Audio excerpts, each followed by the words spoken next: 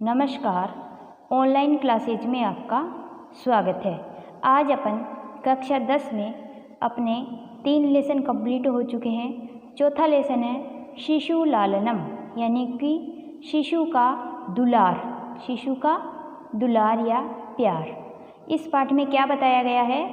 पिता और पुत्र के बारे में बताया गया है, जो कि इसका पाठ परिचय दिया हुआ है।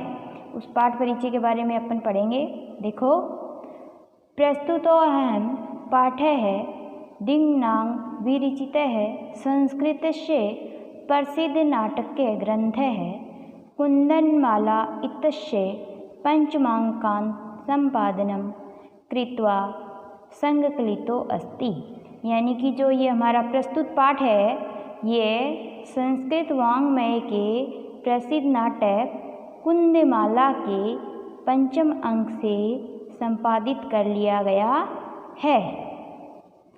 अत्र नाटकांशे रामः स्वपुत्रो लवकुशो सिंहासनम् आरोहितुम् इच्छति, किंतु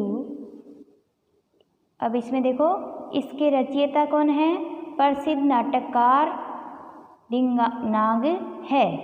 इस नाटक में या इस नाटकांश में राम, कुश और लव को सिंहासन पर बैठाना है, किंतु उभावपि सविनयं तं निवार्यतः, किंतु वे दोनों अति शालीनतापूर्वक मना करते हैं।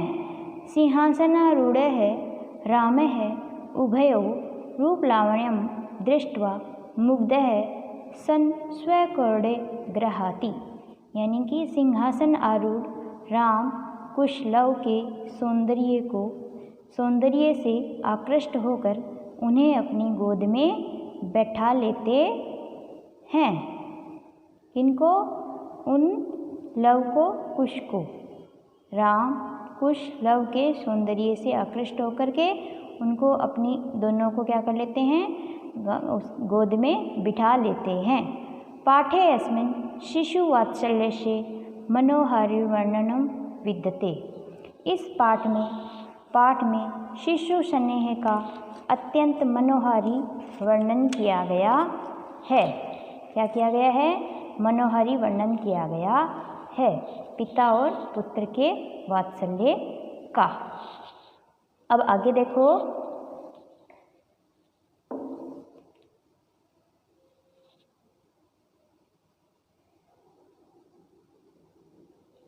सिंहासनस्थः रामः ततः परिवेष्टः विदूषकेनो पदिश्यमानमार्गो तापसी लवकुशो।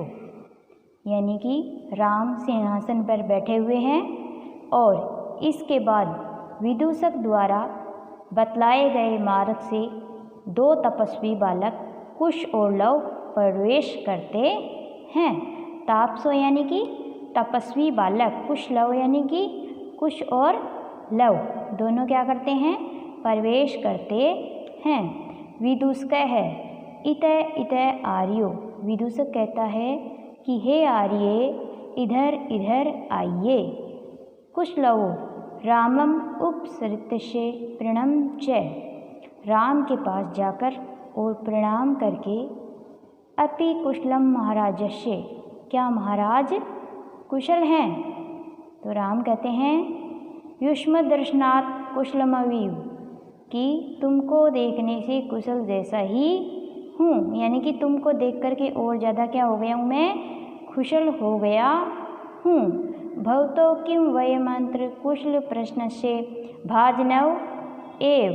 यानी क्या आप दोनों के द्वारा मैं कुशलता पूछने का ही पात्र हूँ। न पुनरिथिति जनस्य मंचितस्य कंठाश्लेषस्य। यानी कि अतिथि जन के योग्य गले लगाने का नहीं, परिवेज्य यानी आलिंगन करके अहो हृदय ग्राही स्पर्श है। यानी कि अहो, इनका स्पर्श तो हृदय को छूने वाला है। इनका हृदय को स्पर्श क्या है? हृदय को छूने वाला है। आगे देखो, उभो यानी कि दोनों, राजासनम खलेवतत न युक्त मध्यासितुम कि यह तो राजा का आसन है, इस पर बैठना क्या नहीं है, उचित नहीं है। ये क्या है, राजा का आसन है, इस पर बैठना उचित नहीं है। राम कहते हैं स्वे संधानम न चरित्र लोपाय यानी कि रुकावट सहित यहाँ बैठना चरित्र को नष्ट नहीं करता है। तस्मात् वही मध्यास्तनता सिंहासनम इसलिए गोद की रुकावट से युक्त सिंहासन पर बैठिए, गोद में बैठाते हुए यानी कि आलिंगन प्रवेश करते हैं तो कहते गोद में बैठाते हुए। अनिश्चम नाट्यत राजन यानी कि सिंहासन पर बैठने की अनिच्छा का अभिनय करते हैं या नाटक करते हैं और कहते हैं कि हे राजन अलमति दाक्षिणेन, अलमति दाक्षिणेन यानी कि अधिक दक्षता नहीं करें, यानी कि आप अधिक दयालुता नहीं करें। अलमक्सित में शालीनतया यानी कि आप दोनों अधिक शालीनता न दिखावें, आप दोनों अधिक शालीनता न दिखावें। आगे देखो राम कहते हैं अलमति शालीनतया यानी कि आप दोनों शालीनता नहीं दिखावें। आगे देखो एक श्लोक है ये, भवती शिशु जनो वयोनुरुदवाद है गुण महतामपि लालनीय एव व्रजति हिम करो अपि बाल भावात पशुपति मस्तक केतक छंदत्व। यानी कि इसमें क्या बताया गया है कि अत्यधिक गुणी लोगों के लिए भी छोटी उम्र के कारण बालक क्या होते हैं, लालनीय ही होता है। यानी कि अत्यधिक गुणवान लोग भी क्यों न हो लेकिन छोटी उम्र के कारण बालक क्या होते हैं, लालनीय होते हैं। जिस प्रकार चंद्रमा बाल भाव के कारण ही शंकर के मस्तक पर आभूषण बनकर केत की पुष्पों से निर्मित चूड़ा की भांति क्या होता है, सुशोभित होता है। आगे देखो राम क्या कहते हैं, एषे भवतो सौंदर्यालोकजनितेन यानी कि आप दोनों के सौंदर्य को देखने से उत्पन्न कौतूहल के कारण मैं ये पूछना चाहता हूँ कि क्षत्रिय कुल पितामहो सूर्य चंद्रयो को वा भवतो वंशस्य कृता कि क्षत्रिय कुल और ब्राह्मण कुल अथवा चंद्रमा और सूर्य में से कौन से वंश का करता है। यानी कि आप दोनों बताओ कि इन दोनों में से क्षत्रिय कुल और ब्राह्मण कुल अथवा चंद्रमा और सूर्य में से आपके वंश का कर्ता कौन है। अब आगे देखो लव कहता है भगवान सहर्दिशि यानी कि भगवान सूर्य, यानी कि वो क्या कहते हैं, लव क्या कहते हैं, भगवान सूर्य। फिर राम कहते हैं कि कथन मस्त समान भी जनो संवर्तो कैसे हमारे समान ही दोनों एक कुल में पैदा होने वाले हो गए। यानी कि आप कैसे हमारे एक ही समान कुल में पैदा होने वाले क्या हो गए हैं। विदूषक कहता है किम दयो कैमेव प्रतिवचनम क्या दोनों का एक ही उत्तर है। तो फिर लव कहता है भ्राता रामाम सौंदर्यम यानी कि हम दोनों सौदार्यम यानी कि हम दोनों क्या हैं, सगे भाई हैं। हम दोनों क्या हैं, सगे भाई हैं।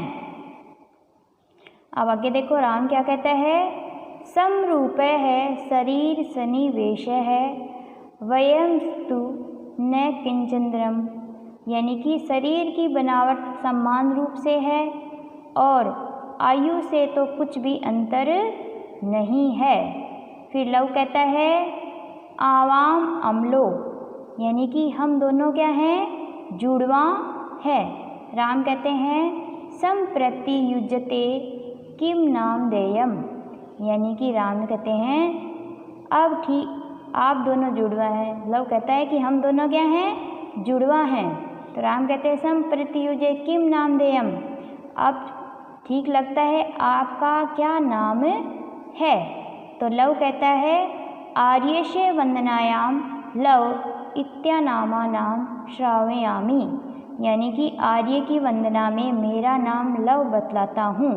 कुश निर्देशिति, कुश की ओर निर्देश करते हुए, आर्यो अपि गुरु चरण वंदनायाम, यह आर्य भी गुरु चरणों की वंदना में है, यानी कि यह भी कुश की ओर इशारा करता है और कहता है। कुश कहता है अहम अपि कुश इत्यानाम श्रावयामि, यानी कि मैं भी अपना नाम कुश निवेदन करता हूँ। राम कहता है अहो उदारम्य समुदारचारः किम नाम देयो भवतो गुरु, यानी कि अहो शिष्टाचार अत्यधिक मनोहर है, आपके गुण का नाम क्या है, यानी कि आपके गुरु का नाम क्या है, यानी कि आप शिष्टाचार अत्यधिक मनोहर दिखाई दे रहे हैं, आपके गुरु का नाम क्या है। अब आगे देखते हैं। आगे देखो, लव कहता है ननु भगवान वाल्मीकि, यानी कि उन्होंने भगवान श्री राम ने उनके लव कुश के गुरु का नाम पूछा। तो लव कहता है भगवान वाल्मीकि, यानी कि हमारे गुरु का नाम क्या है, वाल्मीकि है। तो राम कहते हैं केन समधेन, किस संबंध से। लव कहता है उपनयनोपदेशन, यानी कि उपनयन संस्कार की दीक्षा के कारण। किस कारण से, यानी कि उपनयन संस्कार की दीक्षा के कारण। राम कहते हैं कि अहम अत्रो भवतो जनकम नाम तो वेदितुम इच्छामि। राम कहते हैं कि मैं आपके पिता का नाम जानना चाहता हूँ। अहम अत्रो भवते जनकम नाम तो वेदुम इच्छामि, यानी कि मैं आपके पिता का नाम जानना चाहता हूँ। लव कहता है न ही जानस्य जाना नाम से नाम देयम, यानी कि मैं इनका नाम नहीं जानता हूँ। इनका मतलब मेरे पिता का नाम नहीं जानता हूँ। न कशिमन तपोवने तस्य नाम वहरयति, यानी कि कोई भी इस तपोवन में उनके नाम का व्यवहार नहीं करता है या उनका नाम नहीं लेता है, अर्थात उनका नाम कोई भी नहीं लेता है। राम कहते हैं अहो महात्म्यम, यानी कि आश्चर्यपूर्ण महिमा है। तो फिर राम कहते हैं कि आश्चर्यपूर्ण महिमा है ये तो।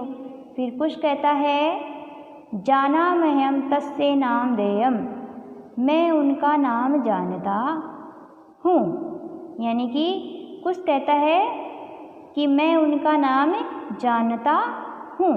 तो राम कहता है कथयताम, तो कहिए। कुछ कहता है निर्नुक्रोशो नाम है, यानी कि निर्दयी नाम है। उनका क्या नाम है, निर्दयी नाम है। तो राम कहते हैं वैश मित्र अपूर्व खलु नाम देयम, यह तो अनोखा नाम है। फिर विदूषक कहता है विन चिंत्य सोचकर एव तावत परिचयामि, इस प्रकार पूछता हूँ। निर्नुक्रोश इति कैयु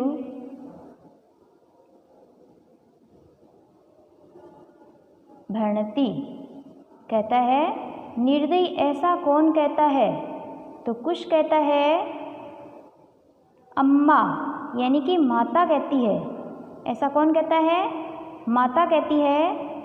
विदूषक कहता है कि किम कुपिता एवं भ्रणति उत प्रकृति स्थिता, क्या क्रोधित होकर इस प्रकार कहती है अथवा स्वाभाविक रूप से, यानी कि आपकी माता उनको निर्दयी कहती है। तो विदूषक पूछता है कि क्या आपकी माता क्रोधित होकर इस प्रकार कहती है अथवा स्वाभाविक रूप से, यानी स्वभाव से, जैसे अपन रोज कहते रहते हैं वैसे। तो वह कहता है, कुछ कहता है, यदा वयो बाल भाव जनितम किंचित दव्यम पश्यति तदा एवं अधिचिपत्ति निर्नुक्रोश पुत्रो माँ चापलम इति। अब देखो क्या कहता है कुछ, कि यदि हम दोनों में बाल स्वभाव भाववश कोई अविनम्रता देखती है तब इस द्वारा इस प्रकार से फटकारती है हमें कि निर्दयी के पुत्रों चंचलता मत करो, यानी कि हम क्या है, छोटे बालक हैं। अगर हम दोनों क्या करने लग जाते हैं, विनम्रता करने लग जाते हैं, अविनम्रता या झगड़ा करने लग जाते हैं, तो हमें वो फटकारती है, डांटती है और इस प्रकार कहती है कि निर्दयी के पुत्रों चंचलता मत करो, यानी कि आप ऐसे झगड़ा मत करो।